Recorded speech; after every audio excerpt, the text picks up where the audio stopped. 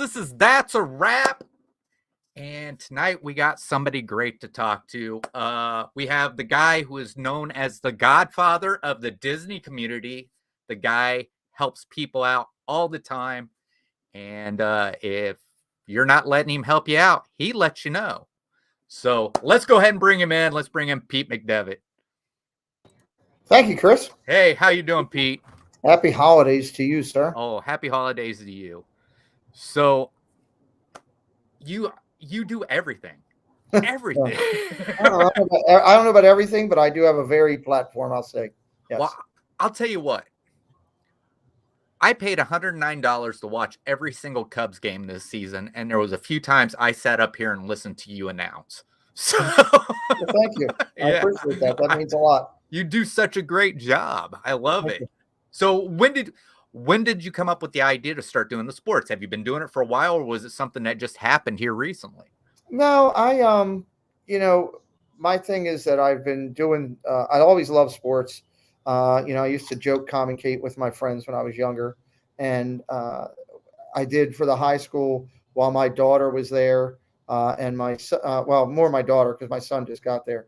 When my daughter was there, I did the high school games. I announced them, did all the pregame interviews and stuff like that, and did the calls of the game. So I always enjoyed that part of it. And as we were doing this whole thing, one of the things that I knew, being a at-home creator, I needed to have something else besides just the Disney that would help, to me to grow, to meet new people. Right. That's what I had to do. And sports was just the logical choice. We tried baseball first, and it went pretty well. And I liked it, and my son liked doing it. It was just me and him calling the game to do it and have fun. And then he had school and other stuff to do, so I had to do my own thing. And it just took off from there. We ended up, doing more after that. We added in football because I always liked football, and started with NFL, and then I added college, and then after that, just recently, because I got talked into it by people like Surf Bum John, who just joined you, and to do the hockey, and kind of did that. But my passion is still, my channel is still, I'm a Disney channel that does sports. Right. I have multiple platforms. I won't walk away from what I consider to be the best Disney community there is out there. There's many out there. No disrespect to anybody else. I'm just extremely proud of ours and what we've built. And it means a lot, that people care enough to become more than just a name on a screen. They try to be friends, work to become friends. So, oh yeah, I enjoy what we're doing, and like trying to use my platform to help other people. Right. So let me just tell people in the chat, hello. Hey, William the Unknown Cook, Mar, thanks for coming. Sandy Birdwell, hey, how you doing? Surf Bum, Katrina, Mel, nice seeing you here, Mel. So, but yeah, I mean, the thing is, I knew you were really into sports and everything like that. And I think that's awesome. I love how you're always promoting people. And what's funny is you had me on your show one night, and at the end, we talked for a little bit, and just some stuff you told me were just like little gems of knowledge of YouTube. It just kept with me. And I really, it's like every time I talk to you, I feel like I learned something new. Well, thank you. And to me, I think you should be bigger than what you are. And the only reason why I say that is because your heart goes out to everybody, and I believe everybody loves you. So I don't know about everybody, but I get love. I think everybody is a term that it shouldn't be used, because there are people out there.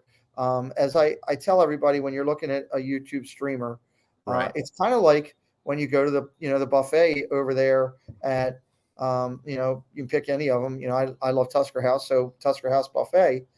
You go there, and there's a lot of food up there, and there's going to be a bunch of stuff that you say, hey, I'm going to put extra of that on my plate, and there's going to be some stuff say, nope, I have no interest. And it's okay that people don't follow my channel, that don't like me, that I'm not their cup of tea for what they're looking for. I'm okay with that. It's okay that somebody might come in and say, well, that's not what I want to watch, or, whatever the reason. I don't like the guy because he's got a dumb hat or whatever. Whatever the reason is, sky's blue, everything. So, Yeah. So it's just, it's okay. I'm okay with that. What I want to do is I want to find, there's millions of people in this world, hundreds of millions of people. Oh, yeah. And I want to find people that hopefully either like Disney or like sports that I'm calling. And if I can find those people that I call are the Winnie the Pooh honey hole, it's that honey pot of individuals that love both, that Right. I can go out and do the sports and find them and bring them over to our community and tell them, hey, go check out Geeking Out with Melly Mel, or, whoever, Mel's in here right now. Thank you, Mel. Or, AFA, or, it doesn't matter. If I can tell them about what we have as our community and introduce them to some of the nicest people around that work hard to give them great content, then we're going to win. And that's ultimately, honestly, why I'm doing the sports in the big picture. Is it going to help my channel grow? Yes. I know that because I'm going to pull both people in. But at the end of the day, the biggest win is that little circle of the honey, of Winnie the Pooh's honey hole, as I call it, that like both, that want to come over. Oh, yeah. Yeah. Because, I mean, you're finding people who like sports who actually go, okay, this guy loves sport. He's also into Disney. He goes, and they're like, I like Disney. I didn't know this guy. That's awesome. And then you bring him in and you introduce him to the community, which helps everybody out. And I think that's awesome. I love how, I mean, the thing is it's, I don't know. It's amazing. That's all. Well, and I'm very loyal, Chris, to the fact that, thank you, Mel. Yeah, that's pin box. Some of the pin boxes we have. I don't have the Melly Mel collection, but I've got my own, which is good. She's got about 100,000 more than me. But no, I'm very loyal about the fact of this Disney community and what we've built. And when people come into my football chat that are not about it, and are disrespectful, I remove them. I actually had a situation the other night where a gentleman became a member of the channel, and halfway through the game, he started to put very poor things in about Disney and about how it's, all this stuff about Chinese labor camps and all this crap. And I asked him to stop. I said, look, I've got people out here that work hard, that create Disney content. I've got people that are cast members that this is their lifestyle. This is something that I'm passionate about. Please stop. And he refused to stop. And I deleted him from my channel. And then he sent me a note saying, why was I deleted? And I told him, I asked you to stop politely twice. I gave you 3 chances. You refused. You're done. If you want your $1.70 back from me that I get from your $2 donation of being a member, I'll be glad to send you a check. If it meant that, but my values don't change. I'm not going to go out of that. Right. That's all that, I completely, I mean, and you standing up for that is, I mean, that's to me, it's kind of brave. I mean, for somebody to say, you know what, I'm not going to let you just pay me money so you can say whatever you want. You have your values. And if this guy comes on and wants to disrespect the way things you built, not just your channel on, but what lots of people have built their channel on, and cast members. I mean, my daughter's a cast member, so I mean, and she feels like Disney creates magic down there, and she does it herself, and that's great that you stand up, and I commend you for that. So thanks. All right, so let's get on. So I know your brother was a professional wrestler. Mm-hmm. He was. All right. So was that something that you guys had growing up?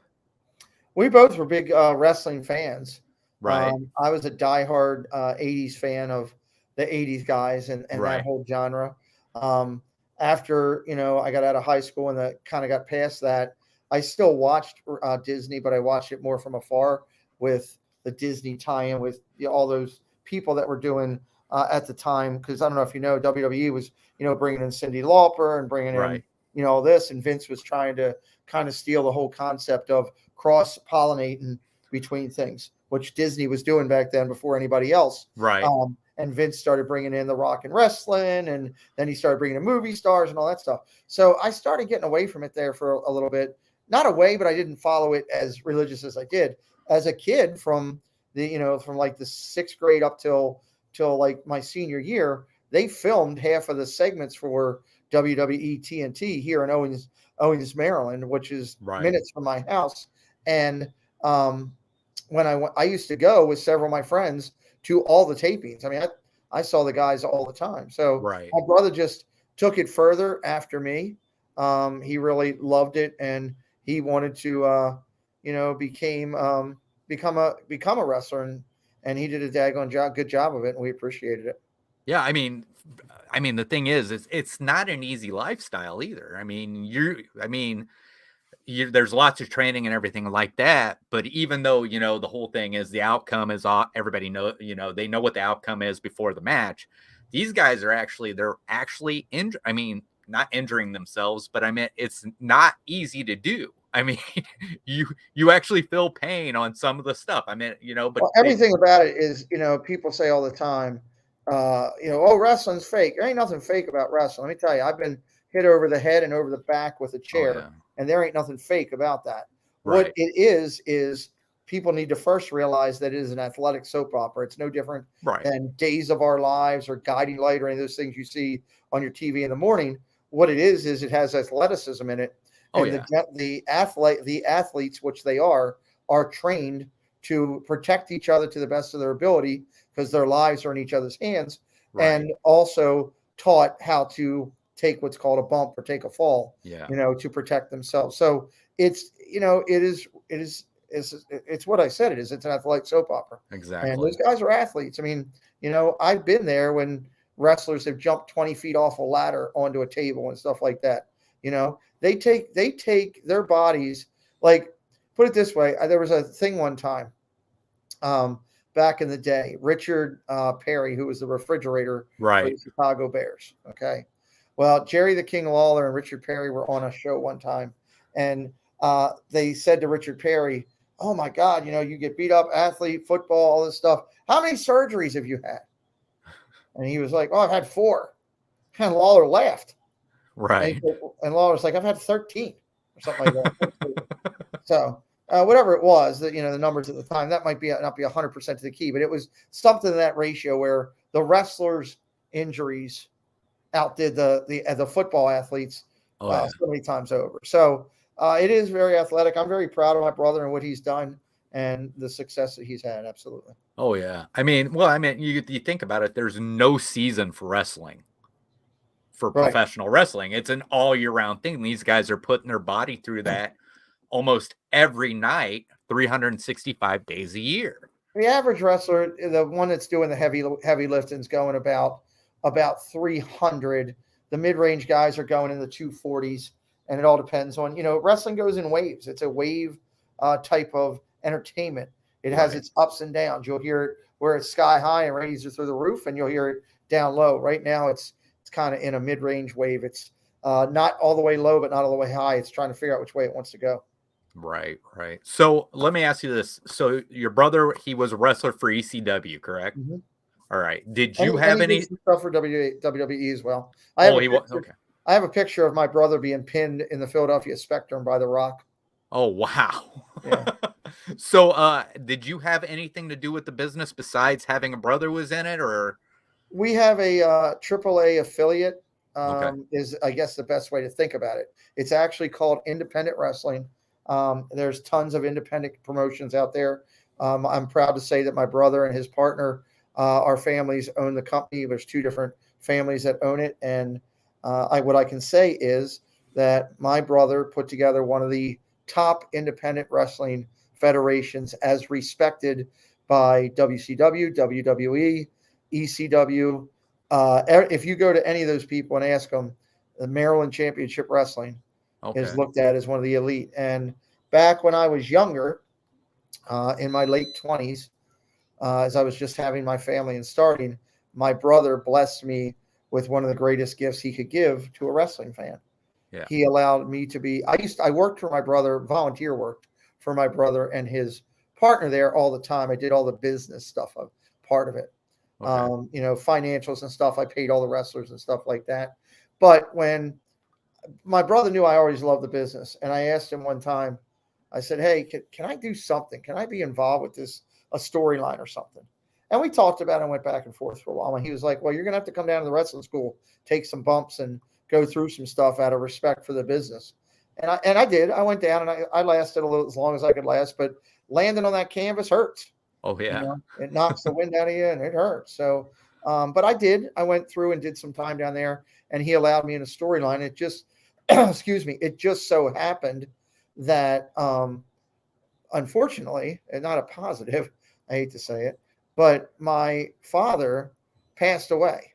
Well, I'm sorry to hear that. Died at 51 of a massive heart attack. And when he passed away, after, we had the funeral, I said to my brother, I said, Dan, I said, this is the perfect time to do something.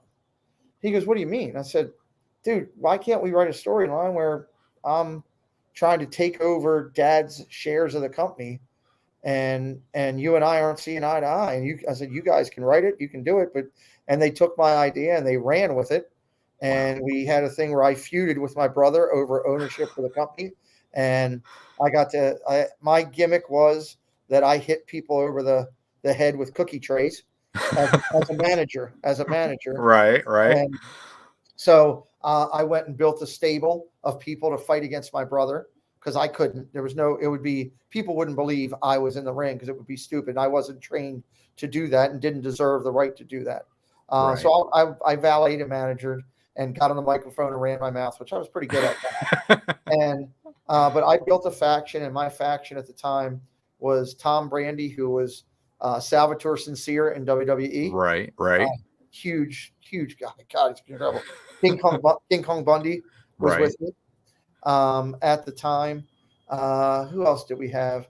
Trying to remember. We had some different people come in and out. Special guests at the time. The Honky Tonk Man came in one time and did something with me. My brother had his faction. He had Stevie Richards from WWE. Okay. Everybody knows Stevie from the days of the Blue Meanie and all that.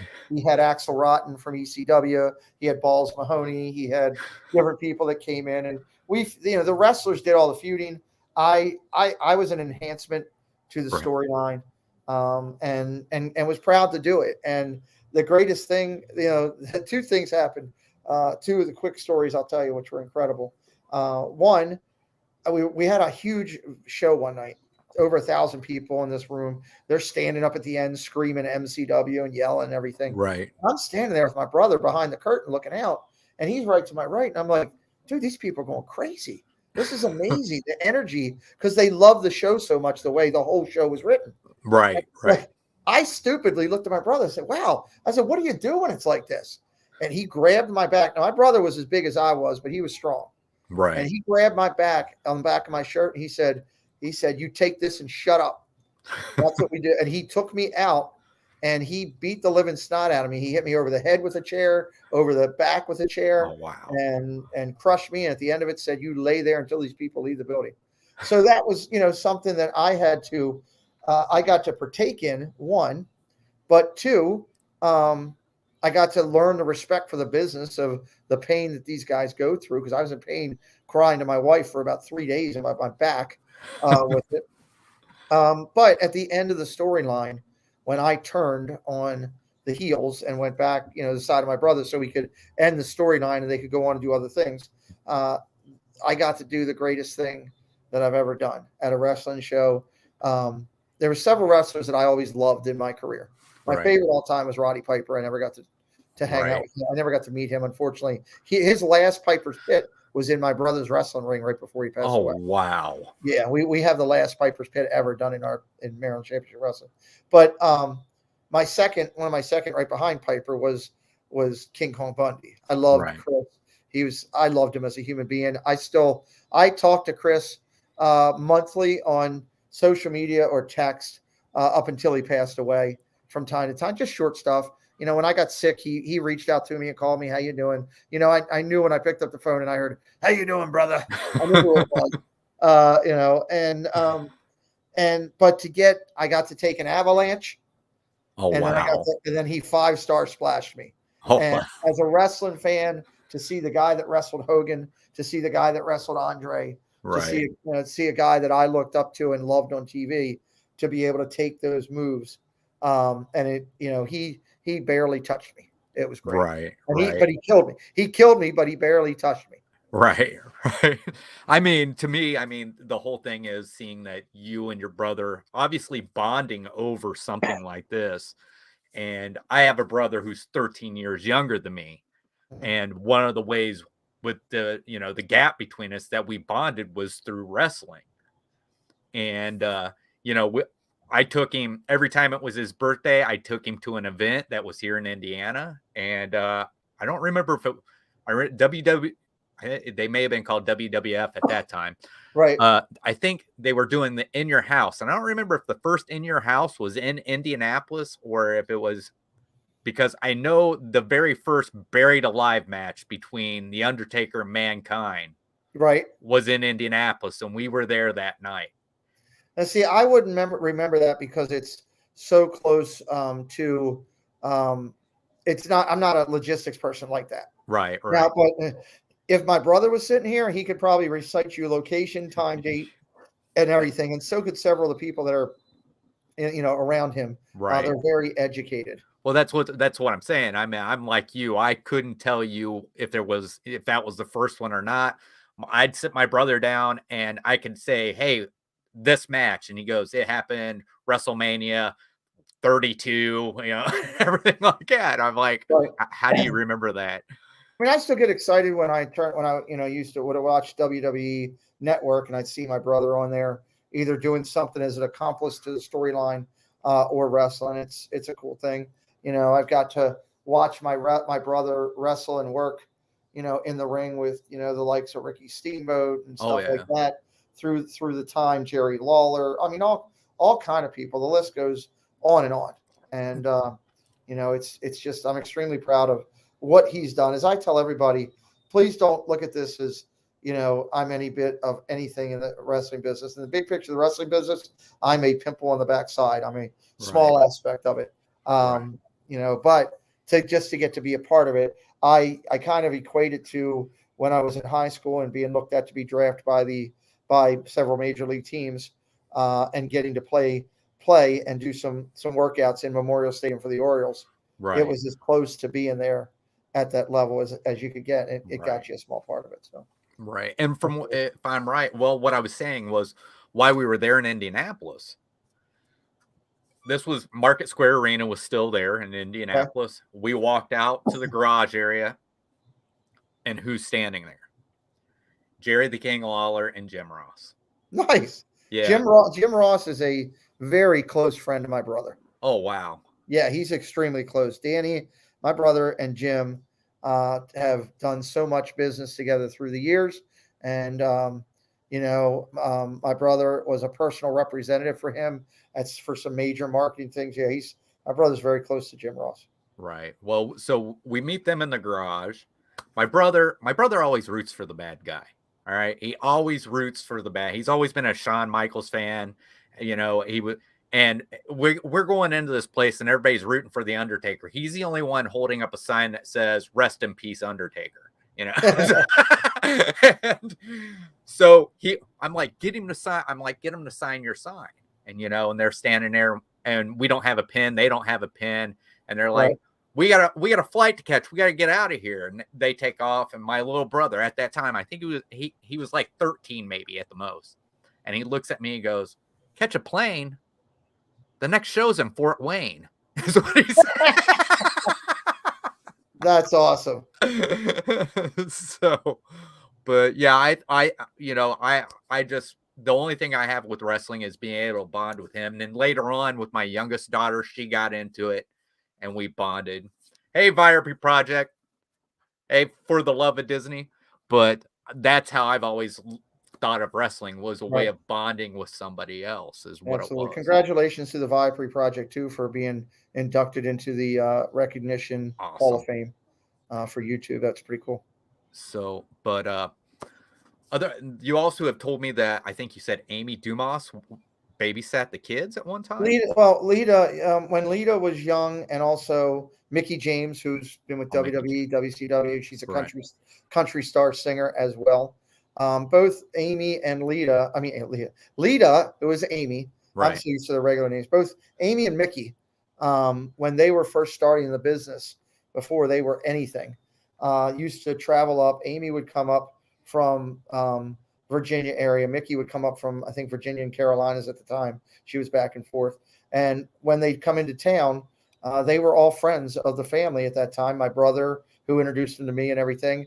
I had a townhome, my own townhome. My wife and I were together. We didn't have we only had one young daughter then. Okay. That time she was only about 4 or 5. And they would come over and they would stay in my basement, when they were up here for shows. Wow. And when I'd go to shows and my wife would come and bring my daughter Kayla, many a times Amy would be back there, and Aunt Nanette, my wife, would have to go help me with something that I was doing on the marketing front or something. And Amy would, hey, I'll keep an eye on Kayla. And she did the same with Amber when my second daughter was born. So much so that we went to a show one time we were on vacation and Amy was at a show as a lead person there. And we saw her and I said, let's go do the meet and greet. We paid the $12 or $14, whatever it was, for the meet and greet. And I told the guy when I did it, I said, look, I'm going to pay this. Okay. She's probably going to come back and tell you to give it back to me. Okay. But I'm going to pay it because I think it's the right thing to do. Right. I said, however, I'm letting you know, I want to go toward the very end. And he goes, well, why? I said, because if I go up there right now while she's doing all these people, she's going to stop and want to talk because she hasn't seen us in about 6 months. Right. And he goes, well, are you a fan? I said, you guys are a relative? I said, no, not a relative.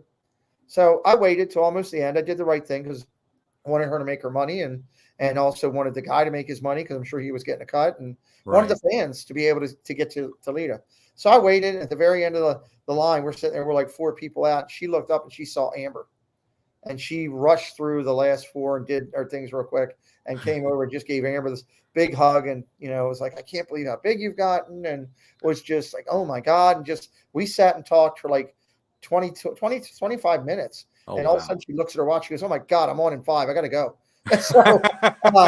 So it was great to sit and talk. She's a very down to earth person, very caring, just good people. And Mickey's the same way. I still talk to Mickey James, even though she's on TV, WCW and WWE and, ECW and all the stuff she's been doing all around and putting out country. I was blessed by Mickey to be sent her country album. Oh, wow. A couple of tracks of her country album before she even released them. Wow. And I got to listen to them and because she knows I'm a big country fan. So that was one of her first albums she did.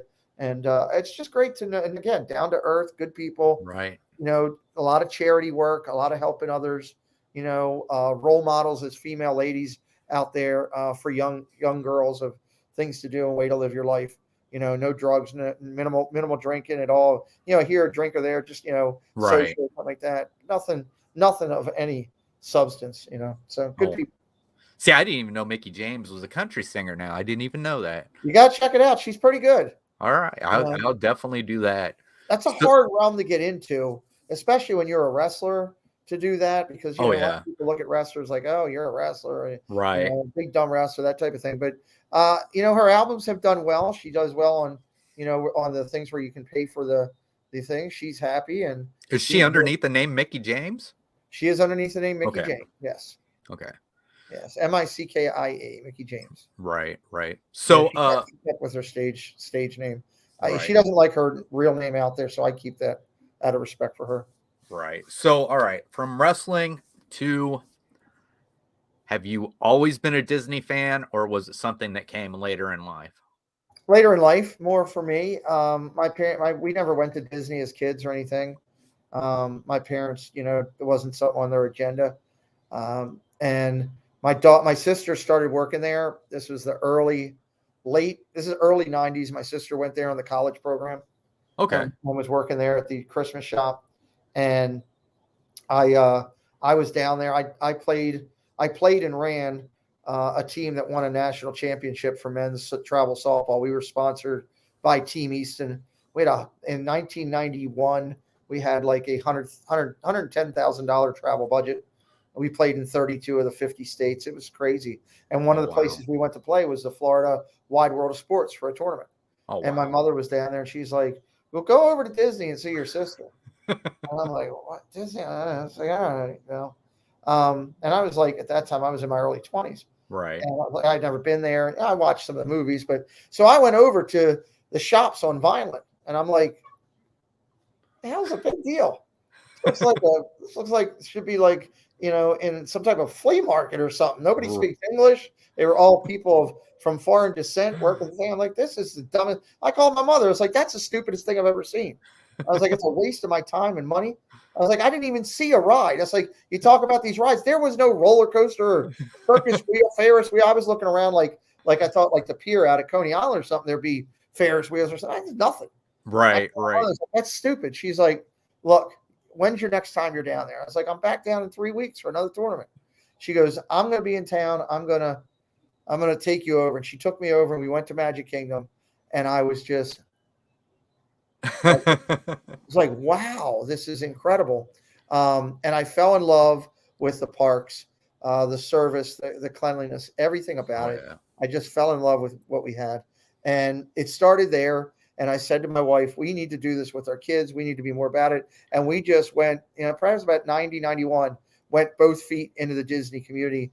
And we didn't find the YouTube community until, 5, 6 years ago. Right. So, but, we were wholeheartedly into Disney. I don't know if I can do this. Let me see. I can move this computer around. Because unfortunately, I don't have my counterpart's in bed. He's not feeling well. And my wife is working now. So let me see if I can do this. This is something I've never tried. I'm doing a first on your stream. I'm going to try to move around. Exclusive footage. So we got to do that's one of our trees. That's a full Disney tree. Oh, wow. That we have there. And then I've got, and I'm going to try to do this carefully so I don't drop the computer, moving here into my living room. So my living room, and I don't have all the lights on. I apologize. So you just have to bear with it. We're Disney everywhere. The full tree in here is all Disney. I've got Meg's picture up there on the hanging above my fireplace every day of the week.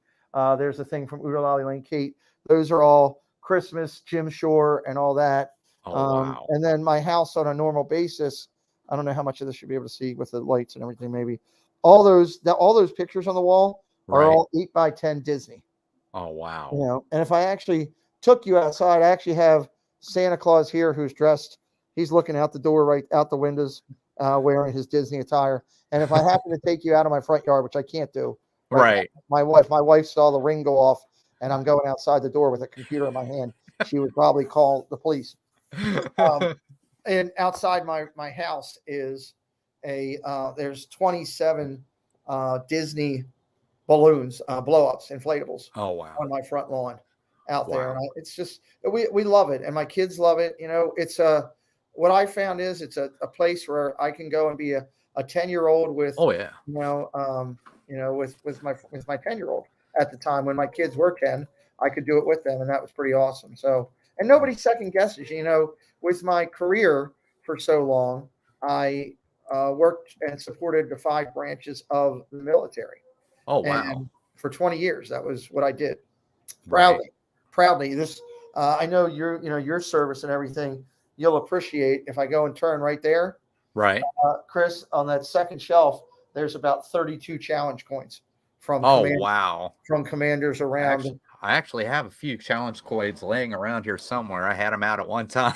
Well, it's those are mine that I have from my career from commanders all around the United States and globally, and I love that. But as I tell everybody, my home base was Andrews Air Force Base, and I spent many a days there. Right. And I went to work each day, and the first person who greeted me when I get to work has a machine gun, and the second one when I'm going back, because I had to go back at that time. We went back around by where Air Force One was to get to where I was going, commissary exchange and all that. The second guy who greeted me had a 9mm. Those are the two people. Wow. And I couldn't go on base with a goofy hat and Mickey ears and go to work because people, would look at me like I was, 6 shades of idiot. Right. So, to be able to go there, I could go there and wear that and do my thing. And plus, I think when Disney won me over was the big thing. I was down there for a normal thing that I had to do. My office for my company, I would work for a company that was owned by 2 Marines. They're never retired. If you say retired Marine, they get get pissed off. So I don't say that. They were two Marines that were no longer active, and I was proudly worked for them for 20 years. And what I would do is I would fly into Orlando right on a Thursday, go to the parks Thursday afternoon, Friday, Saturday, Sunday, go down to my office for the week, leave the office on Thursday afternoon because we had, calls or a work day on Friday. And I'd go back to the park Friday, Saturday, Sunday and fly home. I did that. I used to go to the parks living in Maryland. I still went to the parks when I was active before this incident. I went to the parks probably 12, 14 times a year. Oh, wow. And spent a lot of time down there. And the thing that got me when I was down there one day was the flag retreat service. Yeah. I wasn't aware of it at the time. I was new to Disney and being down there. And when I was down and it happened and I was blown away by it, by the respect, by how it was handled as if it was, if I was on a military base with that type of precision and respect. And I fell in love with it. I said, this is the place for me. And just it built from there. And now we're diehard nuts and collect a little bit of everything and that type of stuff. So. And if you got to lower the flag, you got one of these. There you go. Oh, you did get to lower the flag? Yes, I did. Nice. Yes. That's awesome. Yeah. So I could never lower the flag because officially, while I did things that really supported our troops, right, a lot of which I'm not allowed to talk about, I wasn't fully signed up. I wasn't enlisted. I never stood a post. I make that clear. Were you like a government contract? Is that what it was? That's what we were listed under. Yeah. But with what I did, I had solid clearance, and people would always laugh. There's a lot of people who have a lot more clearance than me that are more sophisticated and involved in a lot more than ever I did. Right. I was just proud to do what I do and support the ones I did. And I've been on I was in charge at one point before I got sick of for my company, every military base from Maine to North Carolina, which, was a blessing to go from the beautiful hills up there by Maine all the way down to Cherry Point and cover all that. So it's pretty cool. Wow. See, now in 2004, I was over in Bosnia. Nice. And my wife and I, our whole idea was when we got back, we're going to Walt Disney World.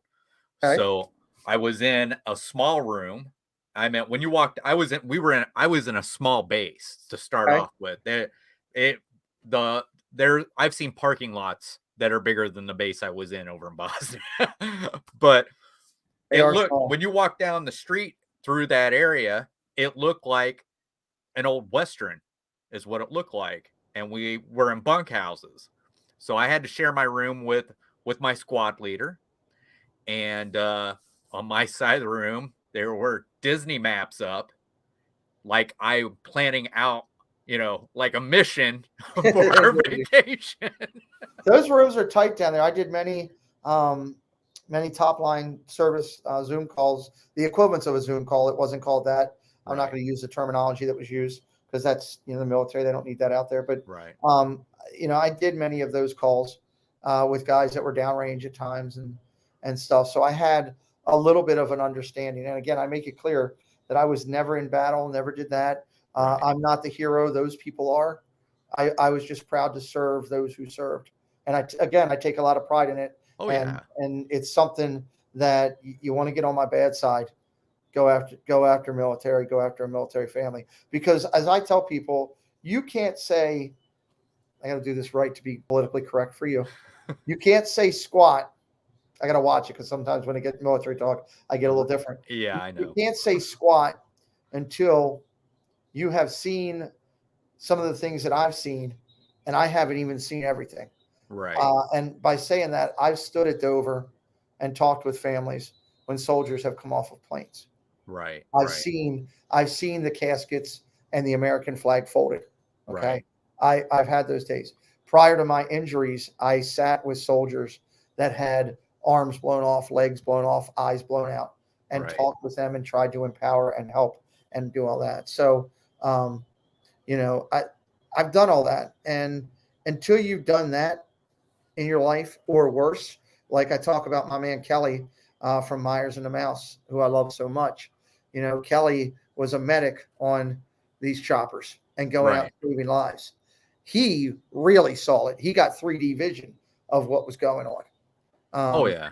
So it's a different thing. And probably, Chris, with your time downrange, people don't realize that, we Right. walk out of our house, go to 7-Eleven, get a Slurpee. Right. Oh yeah. Guys downrange walk out of their bunker and have to say, shit, I hope an IED doesn't come flying in here. Yeah. Man, man, okay, I'm going to go over to the latrine. Man, I hope there ain't no sniper up on that South Hill. You got to think about that. Your life is always in danger. Right. And that's why, and plus your families, Chris. I mean, you mentioned your wife, it's a big factor that the families also serve. And people don't realize that the whole family serves. The soldier may be the one standing a post that day, but the family serves as well. Oh yeah. Yeah. Oh yeah. Yeah. So sorry, I get on a tangent. When you get me on military, it just changes things. Well, I've had people, they ask me what it was like to be over, because I was in Iraq in 2008. And I said, okay, understand, I would leave the wire, which is what we called when we went out of the base. Right. And I said, think of it this way. Put it in your mind every time you walk out your front door and you're going to work, that everybody around you wants to kill you. I've heard that so many times. And not just by you. You're so, dude. I was sitting one time, and I'll never forget this. I was sitting down at Belvoir, and I was talking to a platoon that had just gotten back. Right. And I was joking with them about, we were talking about football, was what we were talking about. And the one guy was a Steeler fan, right? And he says they were having a bad year. My Ravens were winning, right?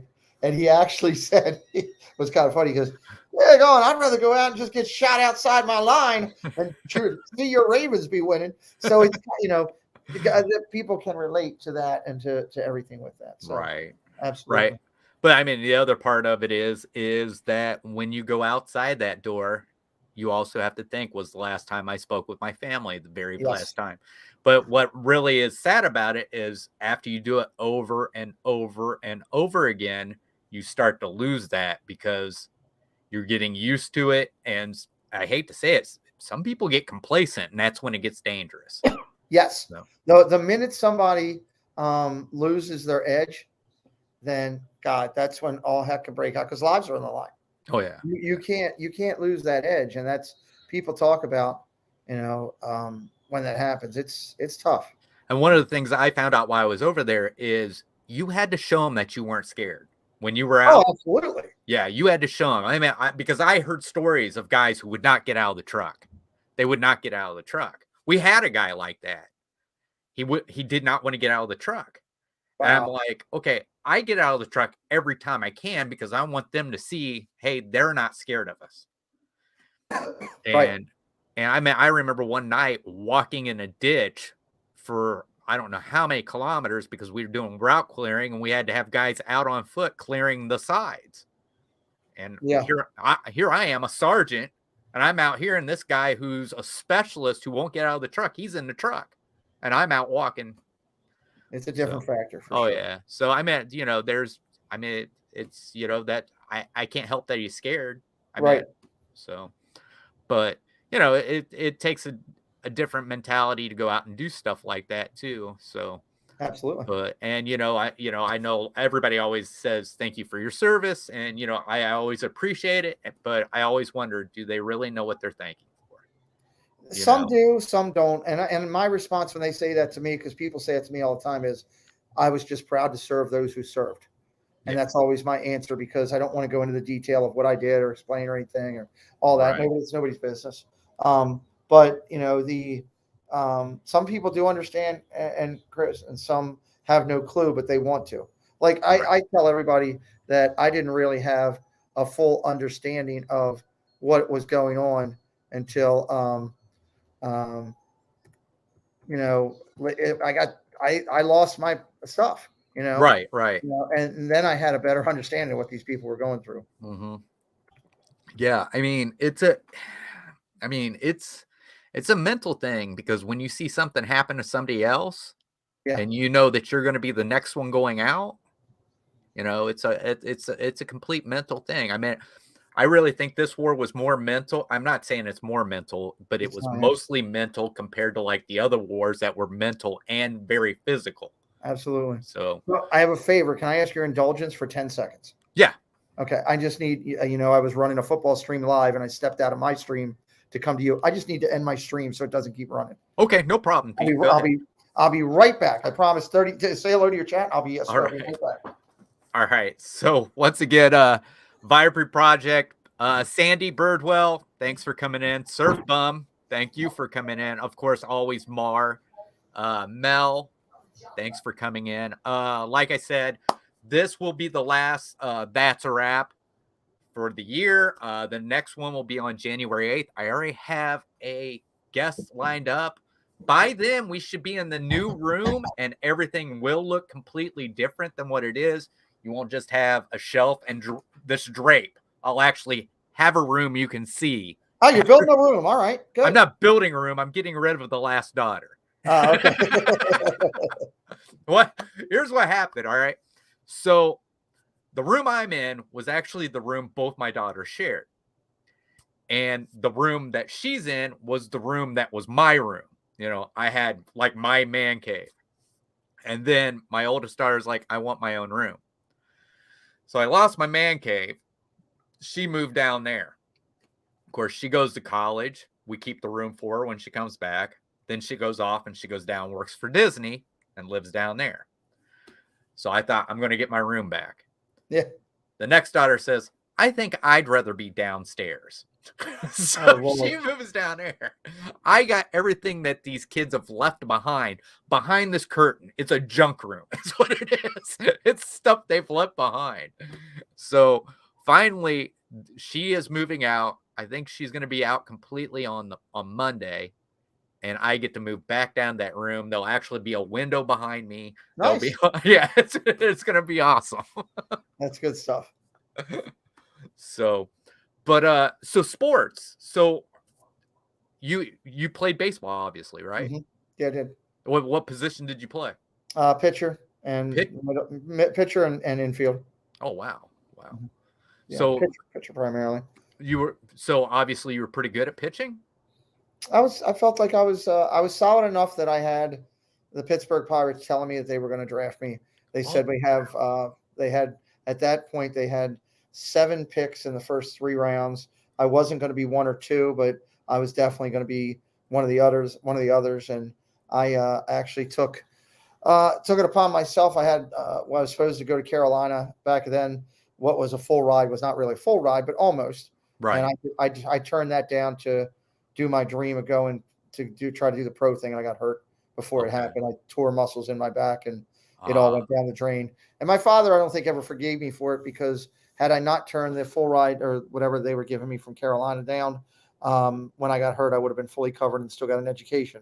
Right. Instead, I didn't have that. So, it is what it is. Life happens, but it was a great run, and I enjoyed it. And now I get to enjoy the game through my son. So that's pretty cool. Wow. And through these streams, I mean, I do enjoy the sports aspect, and to be able to be a creator at home doing what I'm doing. I made a commitment here with you, and I didn't want to give that up, but right. I wanted to do some of the Colts game tonight, because I wanted to see the Colts win tonight, knock New England out of that first place spot, which they did. Right.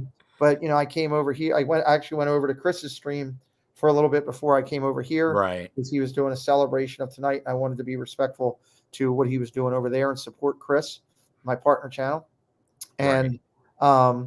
And then I came over here. So my moderators kind of ran my stream for me tonight. Right. I was over there for a little bit, but they were there for most of it. And we must be doing something right. I'm not even in the stream, and we had almost 190 people in there watching. Right. So it's a good thing. Right. So can I ask you, as a pitcher, what were you throwing at? What was I throwing at? Yeah. How fast? Oh, speed wise. Yeah. When I got hurt, right before I got hurt in my junior year of high school, senior year of high school, I was touching 92, 93. Oh, wow. Wow. In high school then. So that's awesome. Which was solid. Right. Yeah.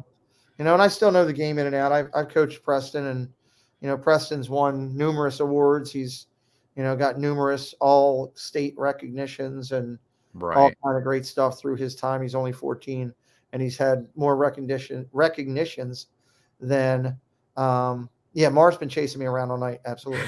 Um, Preston has more recognitions than I ever had as a kid because they didn't have as many top line tournaments and travel and AAU ball and stuff like that. When I was a kid, it was just you played rec ball, you went to all stars. Right.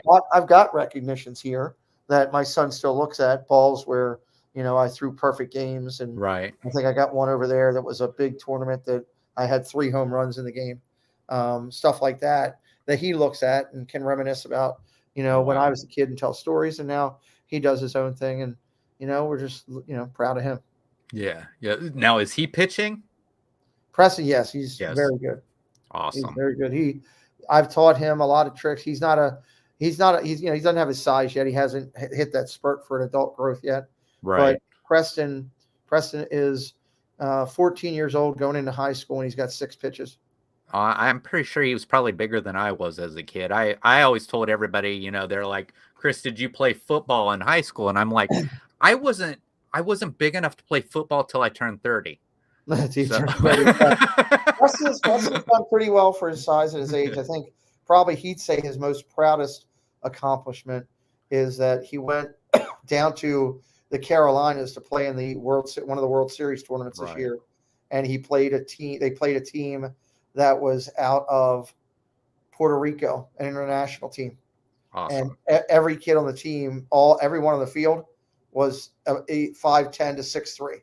Oh, wow. And they were all huge. And when Preston went on the mound, a bunch of the kids started chirping about, oh, we're going to get this little weasel and stuff like that. And he kind of looked over, and it wasn't just the kids. It was the parents of the Puerto Rican team also chirping at Preston. And I wasn't there. I was home here. And he was warming up, and he came in and told my wife, and I was on the phone with her, and he walked over. I said to him on the phone, I said, I hear they're chirping. He goes, yeah. I said, take the ball and stick it down their bleep, bleep throat. And he goes, what do you mean? Hit them? I said, no. I said, use your magic and make them look stupid. Yeah. He pitched. They went 1 inning extra. They were supposed to go 7. They went an extra inning. He pitched an 8-inning full complete game. They finished tied at 3. He gave up 2 earned runs. 1 was unearned, and he struck out 11. And they got one of their runs in the last inning, the bottom of the 8th inning. They had a runner on. Preston had 2 of his teammates make errors. Right. So he had bases loaded and 1 out, and it was a tie game in the 8th. And they said no more innings because we're at the time limit. And Preston got on the back of the mound. I'm so proud of him. He got on the back of the mound. From what I was told, he put my initials, Dad, on the back of the mound. And he got up there and he struck 2 kids out. And there was like 300 people watching. He said he's never had that many people watching him. And, oh, wow. And he got all tournament award because of that. Oh, wow. So that was pretty cool. So that was a pretty cool moment. So, I mean, I guess that's kind of neat. You go in, you got these people thinking you ain't much. And then by the end of the game, they're going, this kid's an assassin. You know what I mean? It's like it's good stuff. And I'm looking forward to, I think going into high school, he's got a chance to make varsity. He's that good, especially with the pitching aspect. However, I've told him, I want you to do a year of freshman ball. Even if they offer you varsity, ask the question, am I coming to varsity as a starter, or am I coming to varsity as a bench warmer? Right. And if they say bench warmer because he's a freshman and they're seniors and juniors, okay, I get it. Right. Then you need to say to him, with all due respect, and I'm grateful, I would rather go down there and continue to pitch all year long and work to get better so that when time is available for me to be on the field with varsity, I can support you more. And that's kind of what I've told him to do. Right. Oh, yeah. Yeah. That's what I did. I was a freshman. I played freshman. I played JV, and I went up varsity year as a sophomore. Right. So that's amazing. That's amazing. So obviously baseball's his sport, correct? That's his number one. Yeah. That's his number one. But he all around sports with him then? Yeah, he's played travel basketball and travel baseball all his life. So now one of the other things, I have seen that you've been covering some hockey. Mm-hmm. I got talked into it by several people on the channel. Were you a hockey fan before? I guess the way to say it is yes and no. I mean, I've been to hockey games and they're incredible live. Right. The atmosphere, the energy, just everything on the ice. If you've never been to live hockey, you're missing out. It's incredible. But I never followed who won or anything. Right. When it would get to the Stanley Cups and they'd be on game 6 or 7, might I tune in? Yeah, I probably would. Right. I am a hockey fan when it comes to Olympics. I do like Olympic hockey. I always have. Right. You know, I enjoyed cheering for I never watched any other teams. I just watched the Americans and stuff. Right. But I got talked into it and started doing it. And, it's doing what baseball did and what football did. It's very slow right now. When you come into a hockey game, we've got 15, 25 people. It's not a lot, and not a lot. And it's a lot for a lot of YouTubers. I don't want to sound like I'm being vain, but in the realm of sports, that's nothing. I can turn on a hockey creator that's been doing it for 2 years, that's good at it and has built and established himself, and they'll have 700 people watching. Oh, yeah. Easily. It's just not a lot for me because I'm just figuring out what I'm doing. I'm learning the game. I'm learning the calls. I'm learning the terminology. Right. I was trying to figure out my screen and the best way to have it, all that stuff. So we're going through that. And I'm okay with that, that I'm learning it, my thing in life is I've always set plans and goals. And that's, probably part of my military work background, that there was always a structure. Right. Right. So when I go into a football game, like, when I went into tonight, I said, when I hit start, I said to myself, not, being vain, just being, okay, where should I be tonight? Well, there should be 150 in here minimum. Tonight, Saturday night, NFL game. I know it's Christmas season, but I know what we've been doing. And sure enough, I don't know if it showed yet or not what it was. There was my live concurrent was 189 tonight. Wow. So, but I've had my live concurrent Monday night. We've hit the, and let me be the first to say it. I don't fully understand the algorithm, and I don't claim to. Right. I understand certain parts of it and things that trigger it, that help it, but I don't understand it in full. And I don't think there's many people that do. But Monday night, whatever we're doing, that algorithm loves us like we're Santa Claus coming out with a bag full of gifts. Because Monday nights, we have put up 200 likes every Monday night this year. Oh, wow. And our average views, concurrent people watching, has been 250 to 300, and we've topped over 400 at times. That's awesome. So it's awesome because when there's 400 people in there, I don't back away from focusing and highlighting my Disney friends from the community that are doing stuff. And, I have people that advertise on my channel and do stuff to promote, and I don't back away from that. And I promote it out there, and they're all finding success. I shouldn't say they're all. Many are finding success from them doing a commercial on my channel about their YouTube channel, and then putting it out there we put the link into the chat when we do it, and people can hopefully find a way to grow. And I'm very transparent about what I'm doing. My reason for it is twofold. It's simple. Yeah. One, I want the opportunity for people in the Disney community that want it to grow to have that chance. Oh, yeah. 2, I can't work anymore, and do that. So if I can, get a little bit to covers the cost of this channel. I do pay taxes on everything that I do. I submitted it last year. I'm already doing stuff to submit it this year. I do it 100% ethical and above board because I was brought up that way with the time with the working with the military and everything. Right. After it's all said and done, I want to be able to cover every cost of being a creator. Right. And if anything that's left over can go to help my medical bills. I have an atrocious amount of medical bills. My total, medical thing was near $2.5 million for everything that's happened to me. Granted, I've got insurance that pays 80%, but somebody's still looking out that front door for somebody to pay 20%. That's me and my wife. So, and I'm transparent about it. I don't try to hide anything.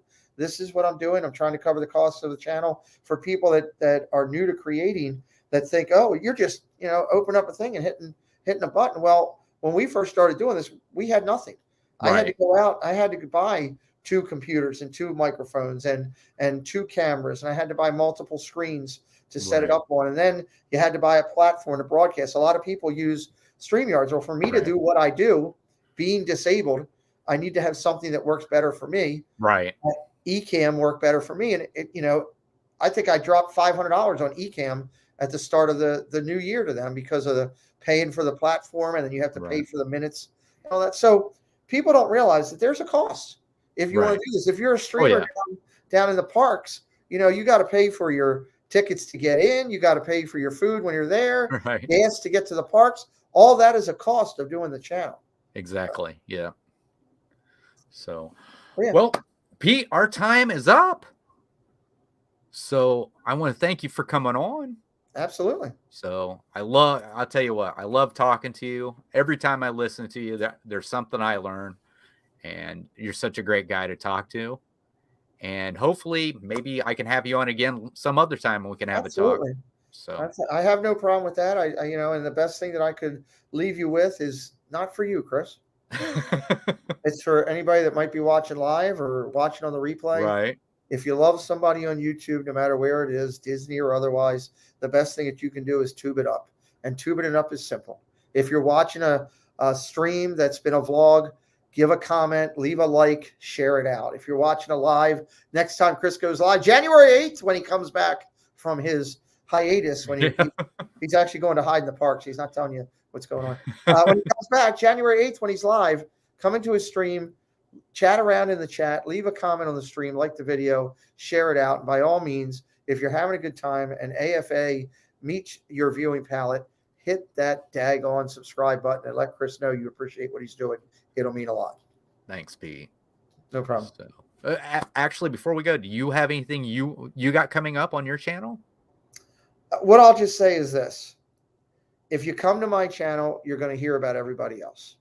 So if you want to find out about the community, about creators, about people, you know, stop on my channel, say hello, leave a subscribe, join us, because we spend all my Disney time trying to help other people. Chris comes in a lot and hangs out on Friday nights, and he comes in, one, because I like him as a friend in the community, but I also hope that other people will find him and say, hey, I want to go check him out, and hit the subscribe over here. So that's my thing. I've been interviewed many times, and people say, what's your channel about? And I give them the Seinfeld answer. My channel's about everybody else. Right. So, all right. So that's going to do it. Thanks, everybody in the chat. Thanks for coming in and supporting me, supporting us. And like I said, I'll see you January 8th for the next That's a Wrap. The next live stream we got coming up should be, I don't think we'll be doing a Disney updates, because that's going to fall on Christmas Eve. I gotta file a complaint. Surf Bum said that I was going to get a wrap delivered to me, and I had the special one that I ordered. So I false advertising here. So, all right. But yeah, that's it. So I will see you the next time. Just keep up. I mean, of course, we'll have our regular videos that we do during the week, and I think Heaven and I will be doing Sweets and Treats next week on Tuesday. So. Nice. But other than that, we'll see you later. Have a good night. Bye. Good night, everybody.